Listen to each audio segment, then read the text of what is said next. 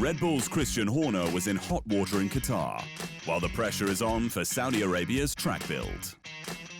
You can now watch full 24-minute episodes of The Inside Line at our official home on unbeaten.com.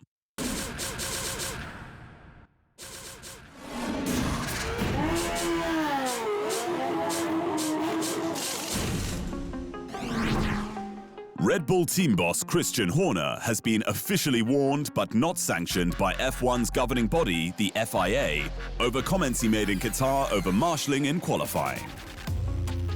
Horner claimed a rogue marshal wrongly showed double yellow flags in qualifying after his driver Max Verstappen was penalized 5 grid places for not seeing it nor slowing down to respect it. The Brit was summoned to the stewards to respond to a potential breach of the FIA's International Sporting Code, related to bringing the sport into disrepute, but was let off with an official warning after an apology. Horner also offered to participate in the 2022 FIA International Stewards Program, set to be held in early February. Marshals do a wonderful job, and our sport could not operate without them volunteering their time. So if any offense was caused, I unreservedly apologize. My frustration was with the decision that had been made and not with any individual, he said.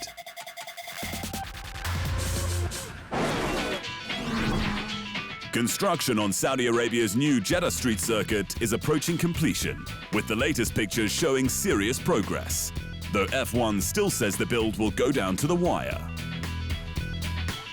Over 3,000 on-site contractors have been working around the clock to get the facility ready ahead of opening practice.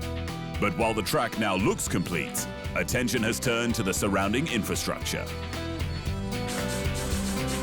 It really is going to be down to the wire, but they'll get it done. Everything we need to put the race on safely we'll have. I'm confident of that, said F1's Steve Nielsen. F1 will fly into Saudi Arabia next week, with its street event based along the Red Sea Corniche. The layout features 27 turns, 16 left, 11 right, with hairpin bends at either end.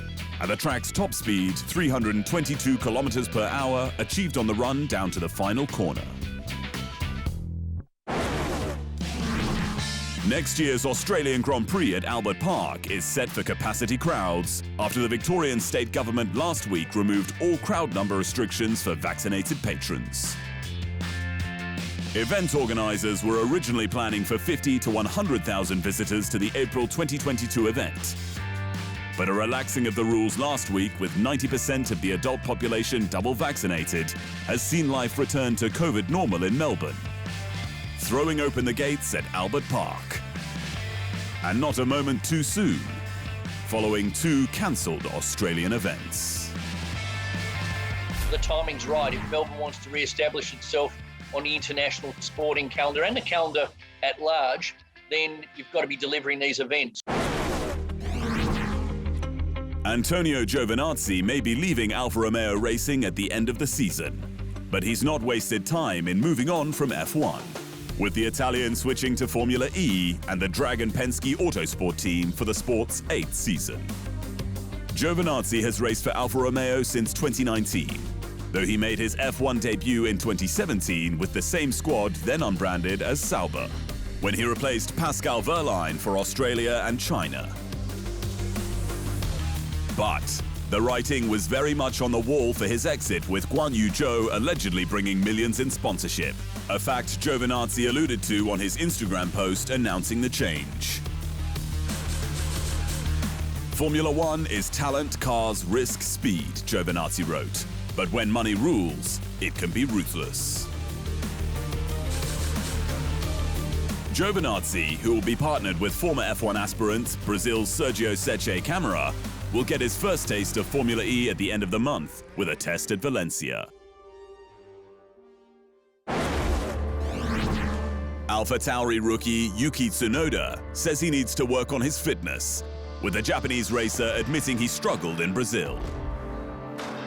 Tsunoda has scored just 2 points since the summer break, with 9th in Austin upping his haul to 20, compared with teammate Pierre Gasly, who has been a midfield superstar with 1 podium and 92 points. But Tsunoda, who last year said he was surprised by how tough F1 cars are to drive, arrived at the last race in Qatar with some lingering shoulder pain after a tough Brazilian race. In Brazil, I felt it a little bit. To be honest, not a little bit, quite a lot, said the Honda protege. Tsunoda moved to Italy earlier this year to be closer to AlphaTauri and up his game, including physical training under the watchful eye of veteran F1 team boss Franz Tost. More European drivers are bound for Indycar, with Mercedes Formula E drivers Stoffel van Dorn and Nick de Vries considering a move. The state's top open-wheel series is already flush with former F1 talent, including Alexander Rossi, Marcus Ericsson, and Romain Grosjean, with F2 young guns Callum Ilott and Christian Lundgaard joining in 2022.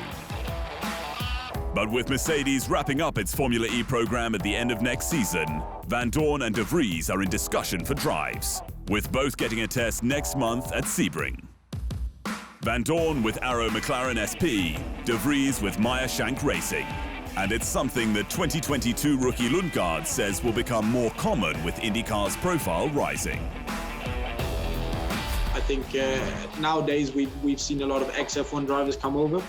But I still believe that it's something you can take as a step towards F1. But for me, the series is great. Looking at me and Callum, we've competed in F2. We know each other. And you know, over here, it's pure racing. I like the racing over here. FIA driver steward Danny Sullivan says that F1 should consider a return to the iconic Indianapolis Motor Speedway if it's to add a third American race to the calendar. F1 has visited Austin's Circuit of the Americas since 2012 and will add Miami from next year. But while the sport is looking for a third race in the USA, Sullivan, in a chat with F1's official podcast, Beyond the Grid, says that a return to Indianapolis trumps Las Vegas or Long Beach. I think that if it's done correctly, and they've made some changes to what it was when they were there before, it is Indianapolis, okay? And I think that would be good. Sullivan raced in F1 for just a single season in 1983, but then switched to IndyCar, where he won the Indy 500 in 1985 and the title in 1988.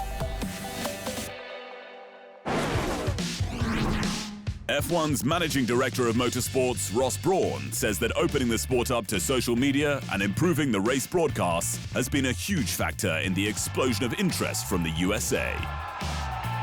The recent United States Grand Prix was a huge hit stateside, with over 380,000 people attending the event and 1.5 million viewers on average.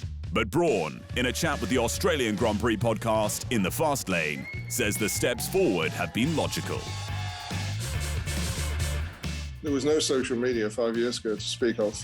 Yeah, the driver had a photograph on his social account of himself in the garage with his car. He was served a cease and desist notice from Formula One. And that was lunacy. And it's on that change in approach that series like Drive to Survive on Netflix has further built the American hunger for F1. A number of people who had little interest in Formula One, but from their experiences with Drive to Survive, have seen the insight, and that's opened things up, and great following. Next year's Race of Champions has been boosted with news that IndyCar racer Jimmy Johnson will join Travis Pastrana to become Team USA in the event's Nations Cup. Johnson, a 7-time NASCAR Cup Series champion, switched across to IndyCar this year, racing for Chip Ganassi, with 17th his best results at Laguna Seca and Long Beach. The Race of Champions, which hasn't held a physical event since 2019 due to the COVID-19 pandemic, will be held in Sweden in February, with the competition taking place on snow and ice. Johnson is the newest addition to an epic ROC lineup, including double F1 world champion Mika Häkkinen, multiple race winner Valtteri Bottas, WRC legend Sebastian Loeb, with more to be announced. Mexican rally driver Benito Guerra won on home soil last time out at the 2019 event, held in the stadium at the Autodromo Hermanos Rodriguez.